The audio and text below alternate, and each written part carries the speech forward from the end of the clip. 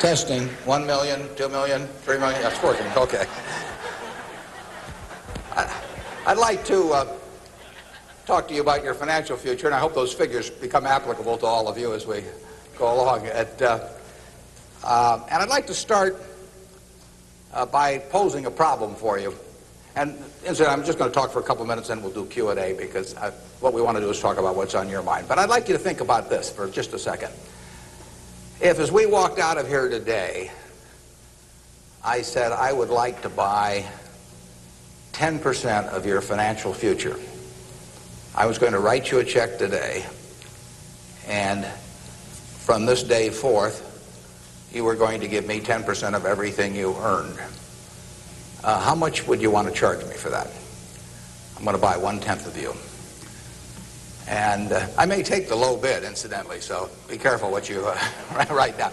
Well, I think if you thought about that a little while, you can contemplate that for a few minutes. You know, you're going to get a check from me today, and you can do anything you want with the money, but from this day forth, you have to give me 10% of what you earn.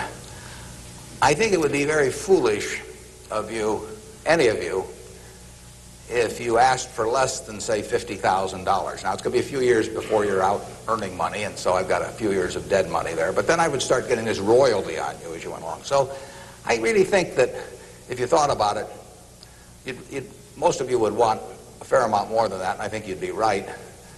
Fortunately, I didn't make this deal with anybody when I started out, so nobody's got a 10% royalty on me. But I think that $50,000 would sort of be the absolute minimum.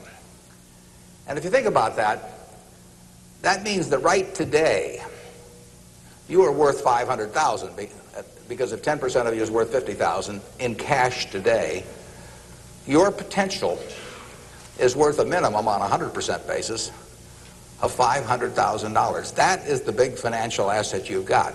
It's way more important what you do with that $500,000 asset that you own today than whether you decide to buy stocks or bonds, or whether you put your money in a mutual fund or pick your own stocks or anything of that sort.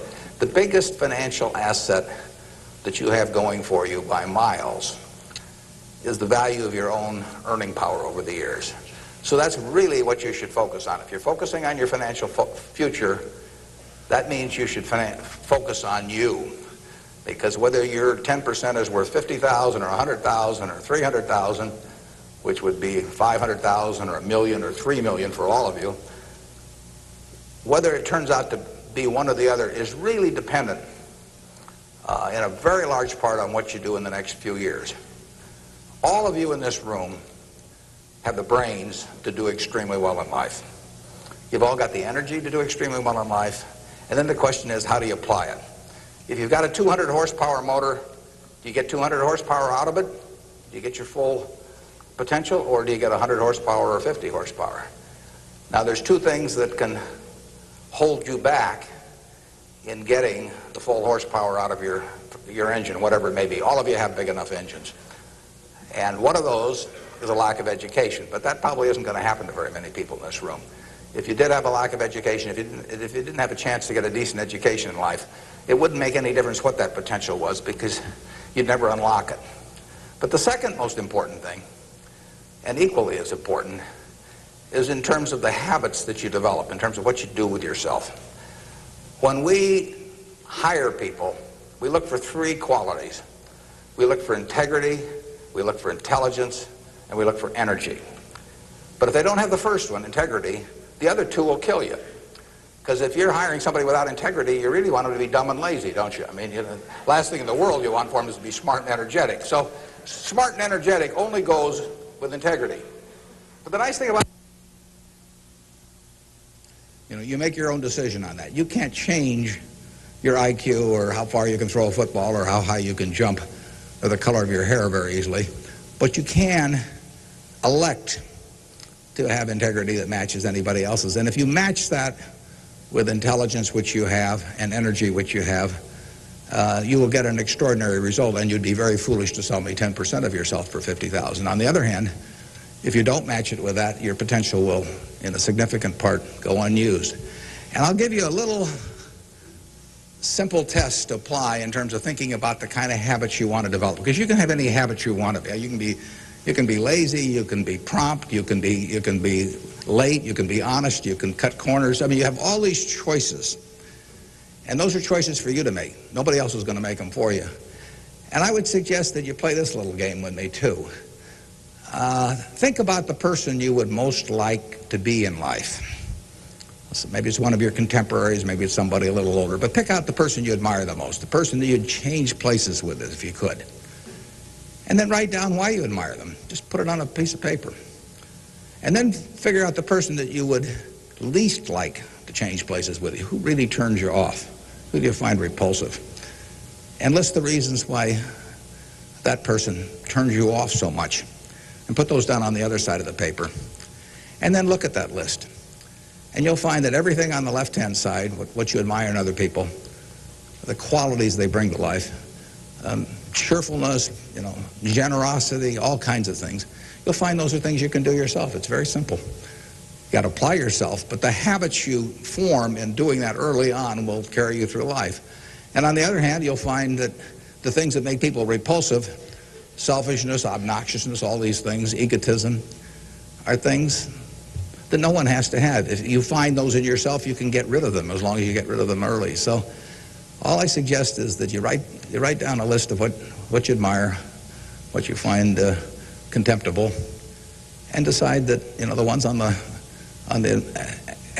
admired side are ones you're going to acquire for yourself. And if you do that when you're young, it'll carry you through the rest of your life. This doesn't work if you do it when you're 50 or 60. By then the habits are too well formed.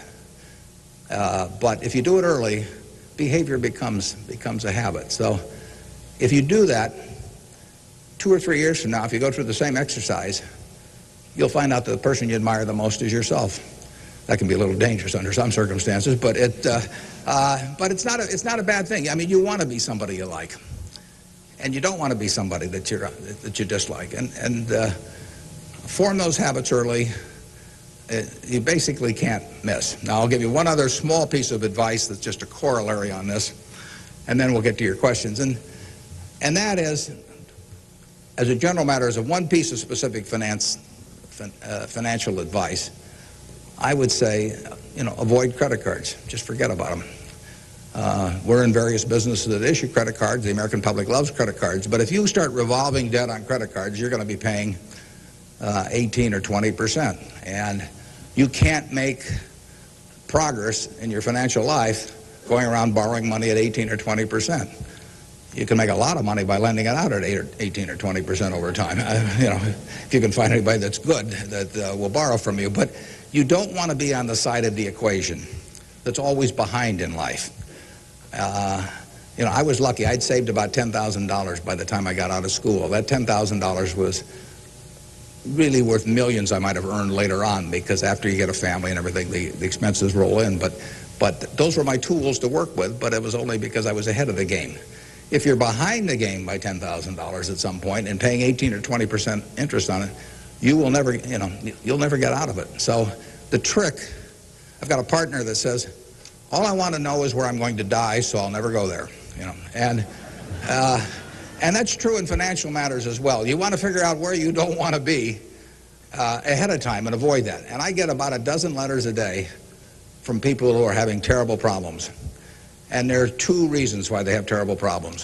One is a number of them have had health problems of some sort. I mean, they have really been hit by or somebody in their family has been hit by some kind of catastrophic illness. And that is it's a terrible thing to happen to any family. And they run up bills they can't pay, and really only society can solve that one in terms of protecting people against that. That's just plain bad luck. But the other one is from people who run up credit card debt, and they're facing bankruptcy, or they've been through bankruptcy once before, and they owe a whole bunch of money, and they can't even pay the interest, let alone pay any principal. And half of my letters come from people like that, and that problem is avoidable. Catastrophic illness is not, but credit card debt is something you bring on yourself, and it's way better, it's way easier to stay out of trouble than to get out of trouble financially. And I will guarantee you, if you run up big credit card debts, you will be in trouble probably the rest of your life in terms of your financial situation. On the other hand, if you get ahead of the game, even it's on a very modest scale, so that money is coming in from investing, and people owe you money or equities owe you ownership, you'll be way ahead of the game compared to paying it, always paying your creditors every month. So my advice to you is, if you can't pay for it, don't buy it, and get yourself in a position where you can pay for anything, and then we'll be glad to see you at Borsheim's or the Nebraska Furniture Mart. Now let's have some questions. Do we have a mic out there that people can either go to or that travels around? And I can't necessarily see too well from we're going to have one mic on each side, so just raise your hand and wait for us to come to you. Okay, we have somebody up front who would like a mic. Anything that's on your mind, ask about. Don't be bashful. Yeah, how would you advise people who aren't necessarily going into a career field in which you would make a large base salary, such as like medicine or something like that, maybe performing arts or music? How would you advise us to keep up financially with the rest of the world? Well, it is true that a market system does not pay as well in some activities as might seem appropriate for the importance of those activities to society. Just take teaching, for example. I mean, teaching does not pay well. And what could be more important? I mean, you've got to be as interested in who the teachers of your children are as who your accountant is, or whatever, or who's winning the heavyweight title of the world, or that sort of thing. But it doesn't pay well, and it's a fundamental choice whether you're going to go into something. For many people, it'd be a fundamental choice whether you're going to go into something you love or something to try and make a lot of money. I think that generally it pays to go with what you love. I think that it's very hard to find people when they get to be my age who say that they've loved what they've done all their life and feel it was very worthwhile, but they're terribly sad they made that choice because they didn't make a lot of money. I don't think anybody's ever said that to me, that they wish they'd gone into something else where they were uncomfortable doing it or didn't enjoy it, didn't feel very productive, but made a lot of money. So I don't think you'll find that. So I would go to work. I would go to work in whatever turns you on. It may turn out that it'll be more profitable than you can think, but almost everybody here will make enough money, unless they get some terrible habits along the way, to do reasonably well. And doing reasonably well in this country really is pretty darn good. I mean, it's not necessary to have huge amounts of money in order to enjoy yourself. I enjoyed myself when I had my $10,000, and I live in the same house that I lived in when I had about that. I bought it 41 years ago. I liked the house then. I like the house now. I mean, if you think about it, if you have a reasonable job, you'll be eating at McDonald's and I'll be eating at McDonald's. So we're at a push on food. I mean, in fact, I hope it's Dairy Queen, actually, and and if you come to Dairy Queen, you'll see me. And you can order anything on the menu I can order, and we both can afford it. You'll wear the same clothes I wear. I'll pay more for my suits, but as soon as I put them on, they look cheap on me. So we'll look about the same. We'll both live in the same kind of houses. I live in that house from 41 years ago, and it's warm in winter, and it's cool in summer, and it's comfortable. And you'll live in a house that's similar.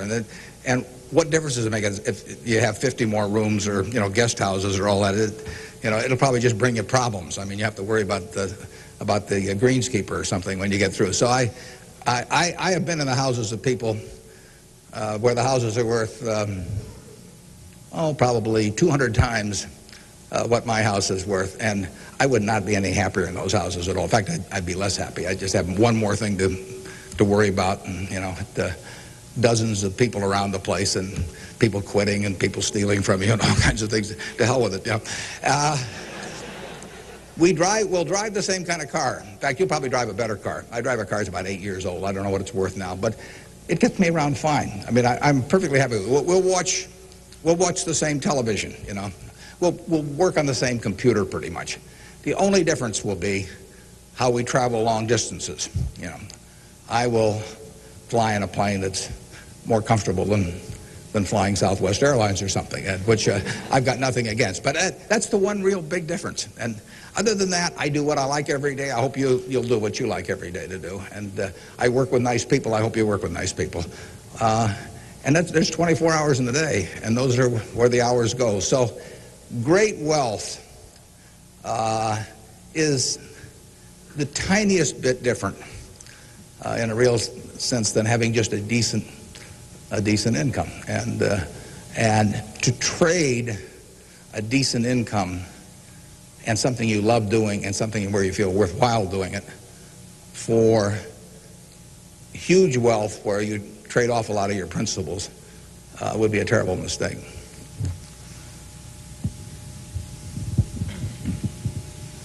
Would you acknowledge your success more on yourself or from the help and teachings of others? Well, I was very lucky in life. If you tell me who your heroes are, I will make a pretty good prediction about what you're going to do. And I had the right heroes. I was very lucky in life, and my heroes never let me down, and started with my dad, and then I had others in business. And so I have had great teachers, some formal teachers, some that were just informal teachers by instinct or example. And if I hadn't had those, you know, my life, I'm sure, would have been very different. If I'd been born any place else. When I was born in 1930, and at the time, 1 out of 50 births in the world were in the United States. So I came in against 50-to-1 odds against being born in the United States.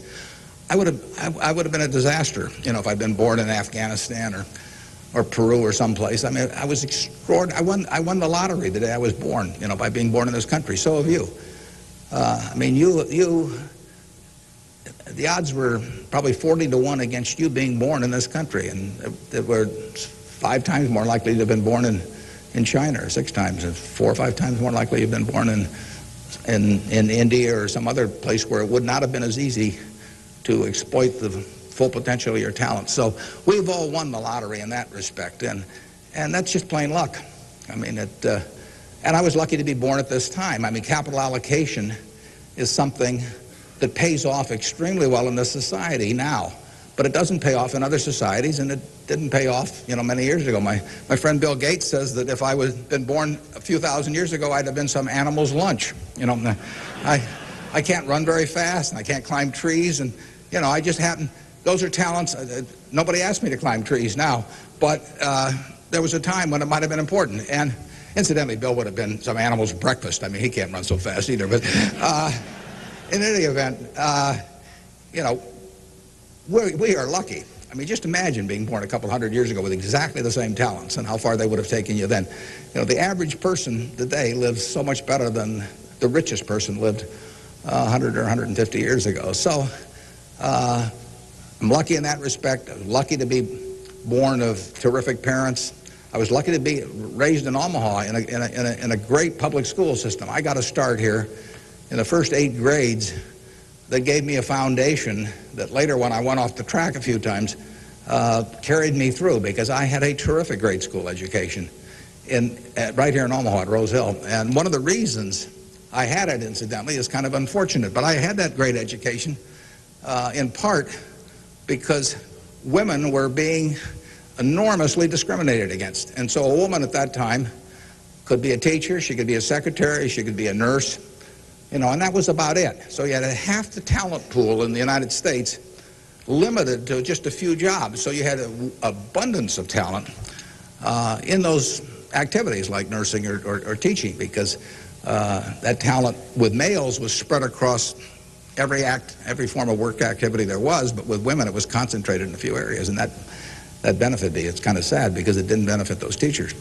but I was very lucky, and I've really been that way all my life. And what I do is important as, you know, what a good teacher does or a good nurse does or something of the sort. You know, I think that's quite questionable. It pays off enormously well in a market economy like the United States, and but that's an accident. It didn't have anything to do with any innate ability of mine.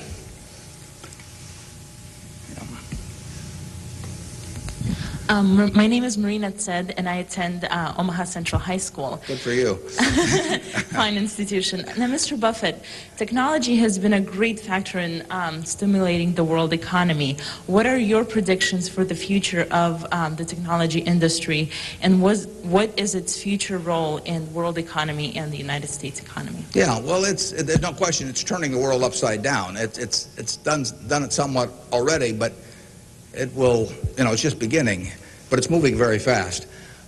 I met Gates on July 15th, 1991. I was out there for a 4th of July celebration with a friend and who subsequently died, Meg Greenfield of the Washington Post, and she took us down to visit the Gates family. And he tried to educate me about high tech. And he'd had better luck with chimpanzees. I mean, I was really a disaster. But he's a good teacher. But one thing he told me was that at the time, he said, you've got this model in your head of the world, and your model has time and distance as very limiting factors. And he said, they aren't limiting factors anymore. He said, the cost of talking to somebody around the world or getting your message in front of somebody or publishing, he said, it's going to be zero, or so close to zero it doesn't make any difference. And, that was revolutionary. But it's happening already in a very, very big way. And it's just, 8 years later, and it's exploding. So high-tech information technology, whatever you want to call it, is changing the world, and it's going to change it in a very, very big way. And it'll change, that's one of the things I think about in businesses we buy. We announced the purchase yesterday of a furniture retailer in Boston, in the Boston area. And, I think to myself, what effect does this new world have in terms of the internet on furniture retailing? You have to think about questions like that. The changes will be huge. I played bridge yesterday with people all over the country, but I played it with people all over the world. I just sit down at my computer, and I've got some popcorn there, and I'm in khakis and a sweater, and I can have a bridge game in 30 seconds with people all over the world, and no cost to it, basically. That's a lot different than trying to arrange a game with 4 people in Omaha, on a day when one guy wants to play golf and another wants to watch baseball. And it changes things in a huge way. We are very fortunate. It's in the degree to which the United States leads the world in this area. We have a lead. It's hard to think of who's in second place. And 15 or so years ago, this country had an inferiority complex. It'd be hard for you to remember because you weren't old enough to be around then, but in the early 80s, we were wondering whether the Germans and the Japanese were going to own everything, and that they were going to make all the steel, and they were going to make all the cars and everything else, and the television sets, and we were going to flip hamburgers. That was the standard line. And just imagine in a short period like 15 years how that's changed around. In an important way, that's changed because of this information a revolution, where we, like I said, I don't know who you would name as being in second place in the world, but here's the most important industry in the world, and the United States has this incredible position, and we're moving all the time with that position. So I think that argues for it argues for a terrific future for the world over time, and I think it argues even more for a terrific future for this country. What are the best ways for youth to get started now in securing their financial future? For what to secure their financial future? For youth. Youth? Oh, well, it's not very complicated. It goes back to getting full use out of your own talents first.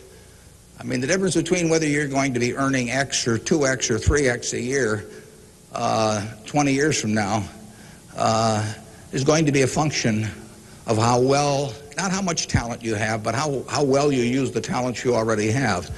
And so that is your best financial future is your own ability and your a capacity to use those abilities to their potential. And that can't be taken away from you. They can't even tax it. Most things, if you own a piece of real estate, if they double the taxes, they double the taxes, and that changes your ownership in the property, because now, in effect, the taxing authorities own more of it because they've got a greater command on the revenue stream. The same thing about almost any asset you have. But they don't tax what's in your head, and they don't tax your ability to start performing when you get to work in the morning and finish in the evening to your potential. One of the things that amazes me is how people who really do perform well just sort of jump out at you once you're running a business. When I got out of school, I thought, everybody would behave that way, but they don't. Most people sort of go through life in a sleepwalk, and if you don't, you will stand out. So the biggest thing for your financial future is yourself. Now, beyond that, it is always being ahead of the game rather than getting behind the game. It's saving a little, no matter how you do it. I mean, I delivered papers, I worked at Penny's, I sold golf balls, I had a pinball machine around. I did a lot of things that enabled me to accumulate about $10,000 by the time I got out of school.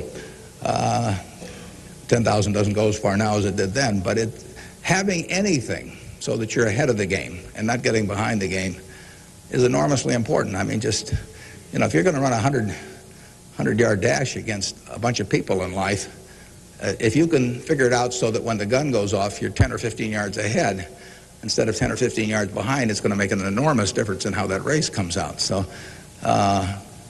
having some net resources doesn't make much difference whether they're in stocks or bonds, in my view, but and not having debt when that gun goes off when you get out of school is a huge plus over being behind the game. And it may come from delivering a paper out in the morning, it may come from part-time work someplace, but put aside a few dollars for yourself so that when the time comes and you enter the workforce, you're ahead of the game and not behind. And then once you get there, don't get behind by buying a whole lot of things that you figure you're going to pay for someday while you're paying 20% interest in between. Students, if you could please say your name and school when you ask a question. Yeah, it's hard for me to see even where the microphone is, but I can.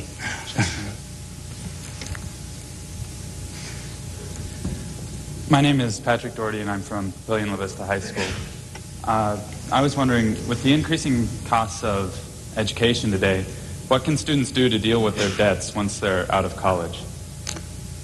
Well, that's a tough one. I mean, I guess I'd pay it off as fast as I could, and I would incur as little debt as possible before that time came. And I would say this, in my experience in business, there is very little difference, if any, between a very high-priced business education and what's available for a lot less money. So I went to the University of Nebraska at Lincoln my last year in college. I went to Wharton for a couple of years before that. I learned just as much at the University of Nebraska as I did at Wharton. And there's nothing against Wharton. I mean, it's just we had a very good school here. I had some terrific professors at Lincoln. And so I would not assume that if I was paying a few $1,000s for an education here in the state, for example, versus paying huge amounts elsewhere, that it was going to make a lot of difference. A lot of the education, you need to be prodded in the right direction, but an awful lot of it is self-taught. I mean, Andrew Carnegie did a wonderful thing in this country in terms of libraries, and I used to spend a lot of time at libraries. I even got locked in at the University of Omaha, what was then the University of Omaha, and I couldn't get out for hours. And one night I got so entranced with what I was reading. But there's all kinds of information available now with the internet. It's so much easier than it was then. So it's out there to be taken, and it isn't necessary to pay $30,000 or $35,000 a year to go to some big name school to get the education at all.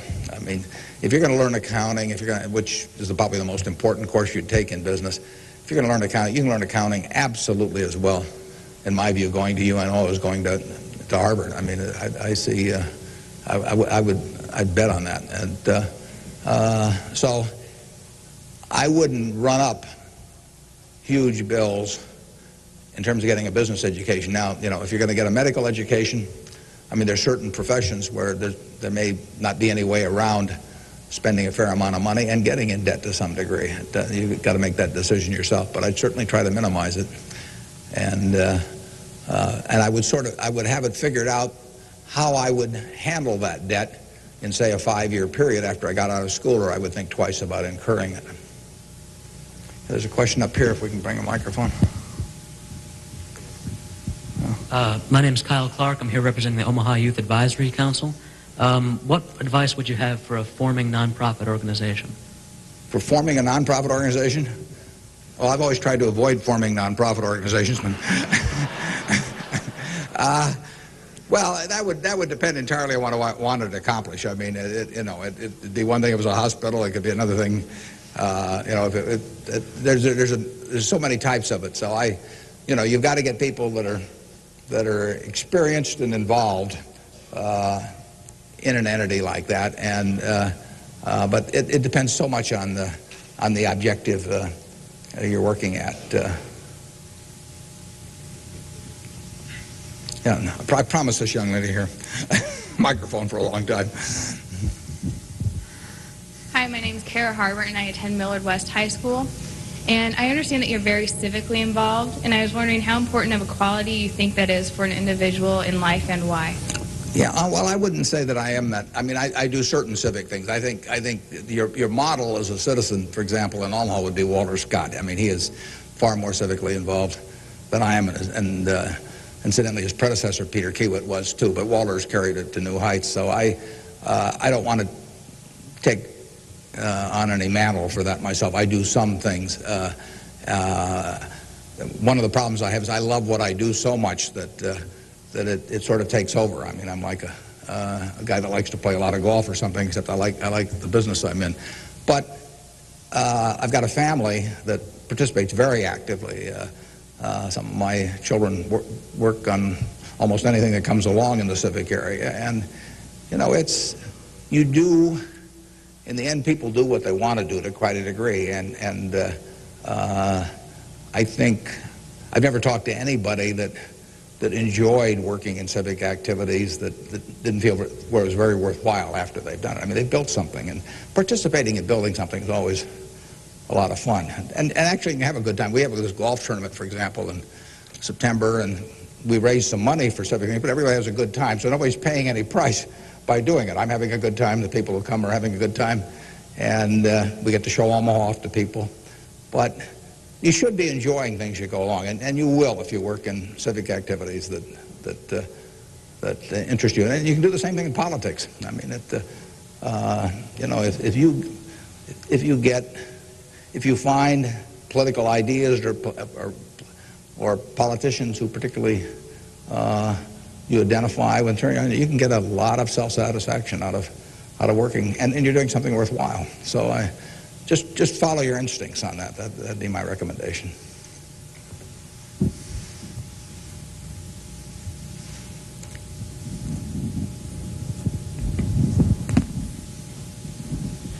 Hi, my name is Jeremy Graham from Millard South High School. We're probably the elite youth of today, and I have a question. What do you see as the biggest economic problem facing the youth of today going into the future? Yeah, I don't think that you're going to have enormous economic problems. I think you will live in a society where the average person lives better by a significant margin than the average one of a generation earlier or 2 generations earlier. That's been the history of this country. It's a marvelous country that way. I mean, when you think of it, we have 4.5% of the world's population, and what's been accomplished here is incredible. 53% of the value of corporations that are publicly traded in the world exists in the United States with 4.5% of the population. This country always has done well. They say in stocks that you should buy stock in a business that's so good that even an idiot can run it, because sooner or later one will. And that's not terrible advice. Well, that seems to have been sort of the history of this country from time to time. I mean, we've had all these problems that have come along. If you look back on the last 100 years and list all the problems this country has run into, you can make a very long list. And a lot of people who focused on those problems at the time have missed the bigger picture. And the bigger picture is that every generation lives better than the one before it. And that's because of savings, because savings enable people to create new tools to do better things as they go along. And it's also due to an environment that lets people realize their potential to a greater degree than most other environments in the world. It's far from perfect. I mean, it's sad how far it is from perfect.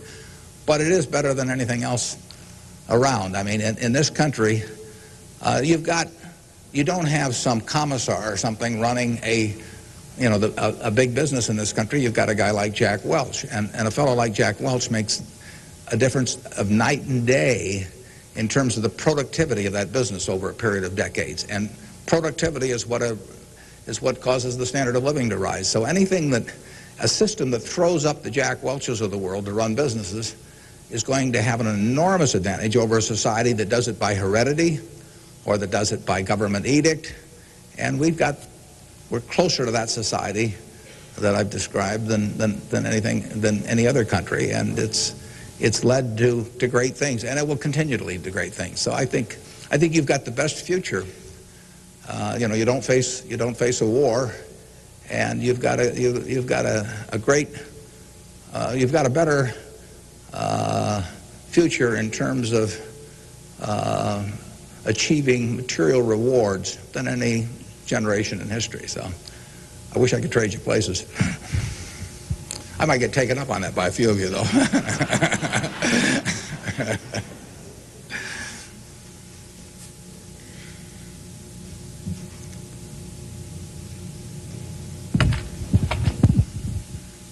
Hi, I'm Ryan Wilkins from Millard West High School, and I was wondering if you could speak for Mr. Gates were afraid of the impact on Y2K on the economy, or specifically the stock market. Yeah, well, I'm glad you gave me a chance to bring in other people, because I'm the last guy in the world to understand about Y2K. I don't know why this microphone's working. I don't know why lights go on. Or I flip on the switch of my television set and pray. I mean, it's all beyond me. But I would say this: the smartest people I know in that area, in large part, think it's going to be a non-event. In this country. I can't speak for the rest of the world, but so I think you'll wake up on January 1st and find the world hasn't changed from December 31st. Now, I would say this: you might get a whole bunch of friends to write you checks for $1 billion on December 31st and then deposit them, and who knows what'll happen? You can't lose anything. I mean, all they do is bounce, and if the system gets fouled up, you might find a lot of money in your account. But I wouldn't count on it. We own a company called Executive Jet. We have about 1,400 or 1,500 customers who own pieces of airplanes with us, and so we've got 160 of their planes and some of our own flying around. It'll be very interesting to me to see what the advance people let us know ahead of time when they want to use it. It'll be very interesting to see how many sign up for January 1st at 12:01. But it wouldn't bother me to fly them in the least on January 1st or do anything else on January 1st. Ideally, I hope they're getting prepared to watch the Huskers play in the big game. I'm Jamie Solis from Twin Valley, and I was wondering, how do you decide what you invest your time and money in? Yeah, well, I like to find businesses that have good economics. Now, what are good economics? Well, good economics are a business that has some kind of a moat around it that makes its product or its service or its location or something a little more desirable to the customer than any other sort of comparable product. The number one candy bar in the last 30 or 40 years has been Snickers. People don't fool around with different candy bars. They fool around with different length dresses. They fool around, with all kinds of things. But they don't fool around with candy bars because they figure, they're going to go in and lay out 50 cents or whatever it is and put it in their mouth. And they're not going to, for 50 cents and putting it in your mouth, I mean, you're not going to say, I'll lay out 45 cents and put something else in my mouth. So you find that very stable. And we like businesses that we think we can figure out where they're going to be in 10 or 15 years. I don't know where the information technology businesses are going to be in 10 or 15 years. I know where Snickers bars are going to be in 10 or 15 years. They're going to be selling just about the way they do now. I know where Wrigley's gum is going to be in 10 or 15 years. There's not going to be a lot of innovation in chewing gum. The Internet's not going to cause people to quit chewing gum either. Gates may think so, but I don't think so. it's predictability regarding the sustainability of a competitive advantage, something special about a product. So we look for those kind of products, and then we look for people that are running the business that are honest and able. And, you know, it's easier to find people that are honest and able than it is to find businesses that are going to stay wonderful for a long period of time. There are a lot of businesses that looked like they were going to stay wonderful that really evaporated over time. But that's what we're looking for. And the nice thing about it is we don't have to find very many. If we find one a year, that's terrific. Because you don't need 100 or 1,000 great investment ideas to do well. You need a couple. And the discipline is the most important thing. We don't need brain power. We need discipline. You don't need 150 IQ to do what I do. Thank God. You know, you don't need 140. You don't need 135. You may need 115 or something like that. But you do need discipline. You have to wait until you see the fat pitch to swing at. Because investing is a no-called strike game. You know, if I were a baseball player and I only liked pitches 2 inches above my navel, you know, some guy could learn that and he could pitch me, you know, 3 or 4 inches below that, and I get called out on strikes because I never find a pitch I like. You can get called out on strikes in baseball. You have to swing at pitches that you don't even necessarily like, particularly after the count gets to 2 strikes. In business, you don't have to swing at anything. You can sit there and the paper says General Motors at 68, or it says General Electric at 115, or it says General Dynamics at 63. And if you don't like those prices, you don't have to swing. You can wait there day after day after day after day, and there are no called strikes.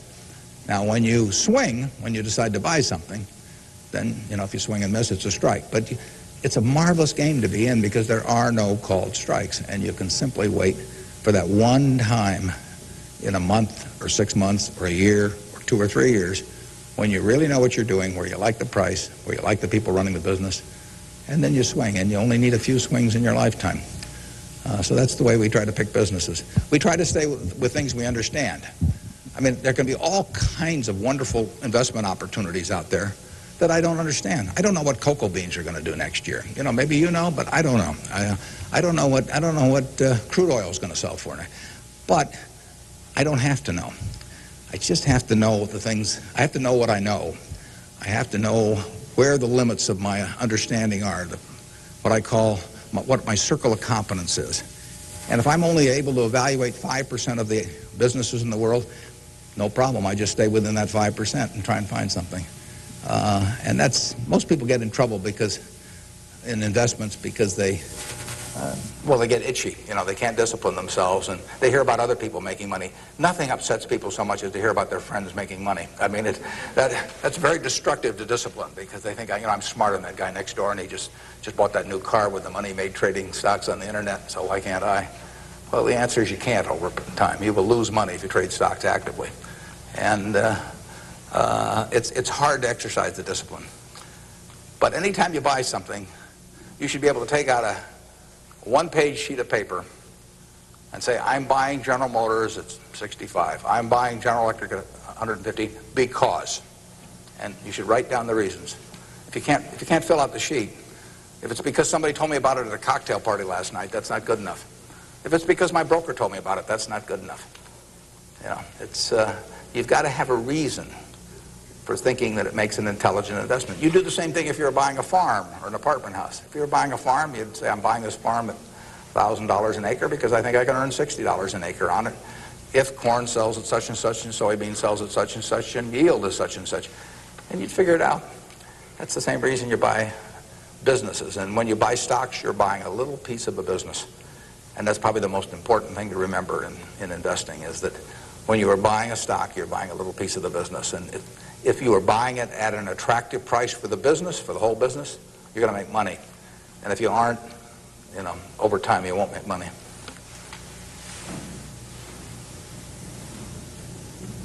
Hi, my name is Cliff McAvoy from Elkhorn, Mount Michael. Reverend Jesse Jackson, talked to us earlier. He seemed to believe that the moral standards of today's society will eventually affect us in business. How do you feel this will affect us as youth growing up in the United States? He said the moral standards will affect us how? Like moral decay in society today will affect us in business by how we feel and how we interact with other people? Well, I think very difficult to quantify moral standards over time. I mean, you know, you could pick out huge weaknesses at any given time in terms of how people or the country is behaving, and huge strengths. So I think it's enormously difficult to quantify. I think, by and large, we have made progress in what I would call institutionalized moral standards in this country. I mean, you know, in terms of slavery, in terms of I mean, the women couldn't vote, you know, a century ago. They were, half the country were second-class citizens in that respect, and they had much lesser rights in terms of inheritance and all kinds of things. The income tax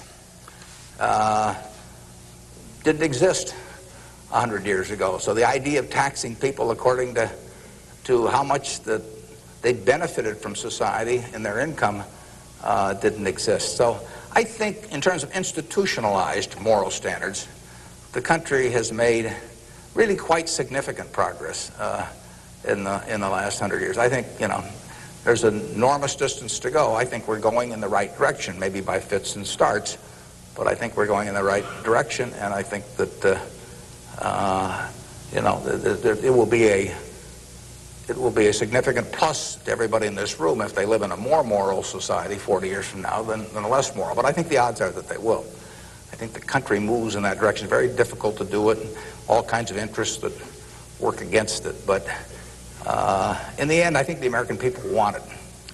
And you saw it in civil rights. I mean, it took television to dramatize what was going on, and people that weren't near it preferred not to think about it. But it got through to the conscience of the American people. And a lot of progress has been made there, and there's a lot left to be made, but it's better than it was. And the pace may seem very slow to those people involved, and I can understand that. The pace, you know, for women's suffrage, I mean, that went for decades and decades and decades. Women couldn't be on a jury.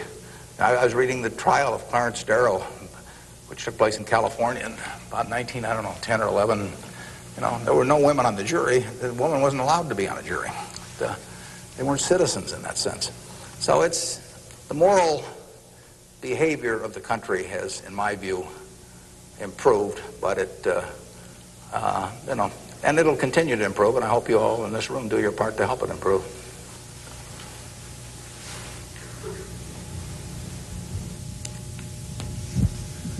Hi, I'm Nick Jors from Central High, and I was wondering how, since the stock market's so high right now, if it'd be smart for us to get involved now or to wait till it goes down a little, or what? Yeah, I can't tell you whether or not to buy stocks now generally. I think it's important that you save money, you know, and whether you put it in the stock market or not, I don't think is terribly important. I think if you're interested in stocks, you should buy it, you know, and you've got a little capital, you should buy a few. I mean, I don't think there's any way of learning about them better than experiencing it. Doing it on paper isn't the same. I can guarantee you, if you lose money on paper or lose real money, it's a different experience. And so I think you'll learn more about yourself if you do it that way. I bought my first stock when I was 11. I was at Rose Hill at the time, and I bought 3 shares of City Service Preferred at 38, and it went down to 27, which is something I still remember, even though I was 11 at the time. And then it went up to 40, and I sold it. I made $5 on my 3 shares after commissions, and then it went to 200 and something. So, you know, I probably remember that a little better than if I'd been doing it on paper. And I fooled around doing a lot of things between about age 11 and 19 in the stock market. I did charts, I did all kinds of technical analysis, I read every book I could get on the subject, and I didn't do that well. I didn't do terrible, but I was really just floundering around. But that meant by the age of 19, when I read Ben Graham's book, I was at the University of Nebraska in Lincoln, I went and bought this book called The Intelligent Investor, just come out, and it had an enormous impact on me. Now, if I hadn't done, in the previous 8 years, if I hadn't been all over the lot, I'm not so sure that book would have had the same impact on me. I mean, by that time, I was prepared to read Ben Graham's book, which changed my life financially in an incredible way. I mean, I wouldn't be up here today if I hadn't read that book. But yeah, part of life is getting prepared so that when something does happen that's significant, you can grasp the significance of it and know what to do with it. And I would say that first 8 years of fooling around, even though it produced nothing financially to speak of, produced a lot in terms of getting my mind prepared for when I really did read something that made sense. And so I was ready to accept it. And I actually went back and went to Columbia to study under Graham, and because of reading that book, and all kinds of things flowed out of it. So I would encourage you, if you're interested in the field,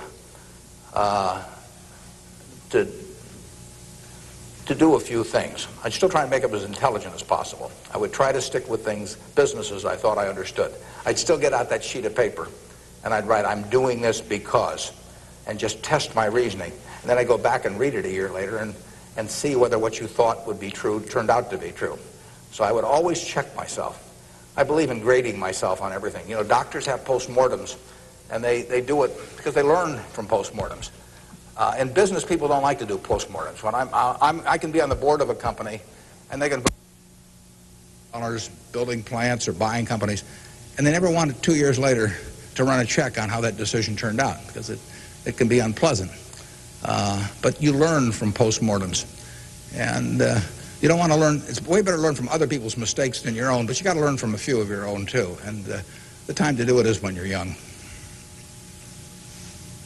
We can do maybe one more, and then we wrap this up at one, do we? Or maybe two more. My name is Pete Walsh. I'm from Creighton Prep, and my question is, to what extent do you feel that the government, with the current policies of welfare and Social Security, is it financially competent and fiscally prepared for the future? Well, I think that the country as a whole is quite well prepared for the future. That doesn't mean I would adopt every policy they have, but I think, A, we have an enormously rich society, and it'll get richer. Everyone isn't going to participate in that. Some won't participate because of physical disabilities, others because of mental disabilities, others because of shortcomings in the education they received when they were growing up, all kinds of reasons. We have a prosperous enough society to be able to take care of those people, and we should take care of them. And how we do it so that they feel most useful in life, and how we do it so that we continue to encourage people to be more productive themselves and all that. I mean, those are not easy questions, but that shouldn't take our eye off the ball of feeling we should do something about it. I pose this problem sometimes to people. I say, let's assume that it's 24 hours before you're born. And all of you can take this test, 24 hours before you're born. And a genie comes to you. And the genie says, what was your name again out there? Whatever, we'll call you Joe. And the genie says, Joe, says, you look pretty promising to me. I think you've got kind of a sense of fair play and a good mind. And so I'm going to let you have an extraordinary opportunity. I'm going to let you design the world into which you're going to be born in 24 hours. It's yours.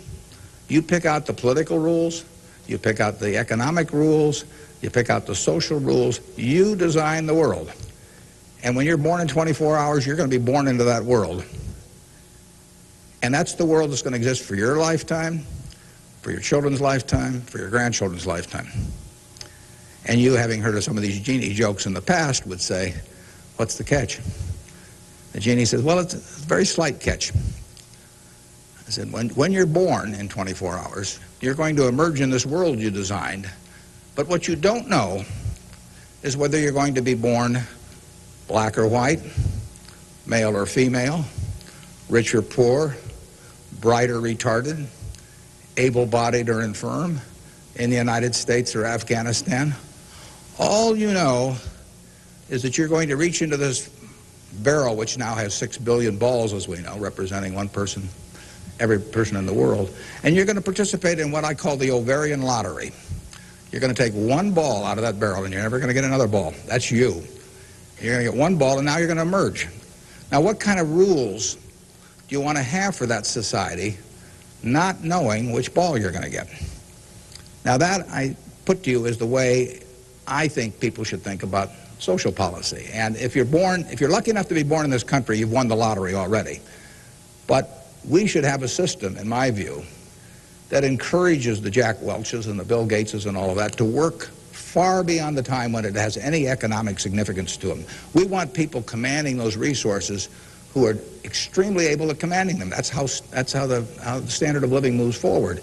So we should want, Tom Osborne coaching in Nebraska. We should want Bill Gates designing software, and we don't want to mix up those two. We don't want to get Bill coaching in Nebraska. So you want a system that gets people to their potential and puts them in the position where they can do the most good for society. But you also want a system for the people who get the wrong ball. I mean, somebody's going to get the ball, that says 80 IQ. Somebody's going to get the ball that says this disease or that disease early in life that cripples them.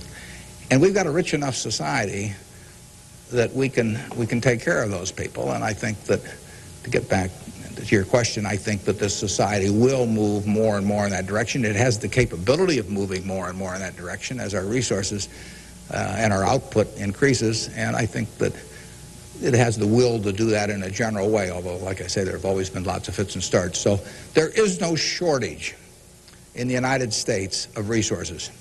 There's no shortage of output. You have to have a system that encourages people to behave to the limit of their abilities and puts them in the right place. But then you have to make sure that everybody gets taken care of, too. Now, we can do one more, and then we'll break. I'll let the fellow with the microphone, or woman here, make the decision. Hi, my name is Ben Gold. I go to Brown Talbot. And I wanted to know, how do you think the media affects the world economically today? Well, it's a small question. Well, what it obviously does, simply because it's moved so far technologically, is it's brought it together in a big way. I mean, I was over in China a few years ago, and I was right after the time of the women's conference in Beijing, and I was reading the Chinese coverage of that conference, and of course it had nothing to do with what was taking place, but the internet was coming in, and you can access the Washington Post or the New York Times or anything. I get the Washington Post at 9:30 here at night, in effect. I never could get it the next day through physical delivery, but by electronic delivery I can read it probably earlier than most of the people in Washington are reading it. So the ability to communicate and the degree to which the world can have awareness of what's going on every place in the world is just, it's been a quantum leap. And, that will have, there are a lot of things that come out of that. And net, they're a plus over time. But the ability of information to be available to everyone worldwide almost instantaneously, it can be huge advances in things like medicine, for example, just to pick one. So it's a net plus. It has a big effect, and the definition of media has now been expanded enormously. I mean, there were 3 television networks in the early 1960s, and that was it. There were 3 highways information traveled electronically, and if the 3 pieces of information were I Love Lucy, and something else, those were the 3 choices of information or entertainment that you had for tens and tens of millions of people sitting there looking at a tube. Now it's unlimited, and that's only, 3 or so decades. So it's just exploded, and it'll continue to explode. And net, I think it's a plus. And I think it's 1 o'clock. I want to thank you all. I wish you well. You're going to do terrific. Thanks.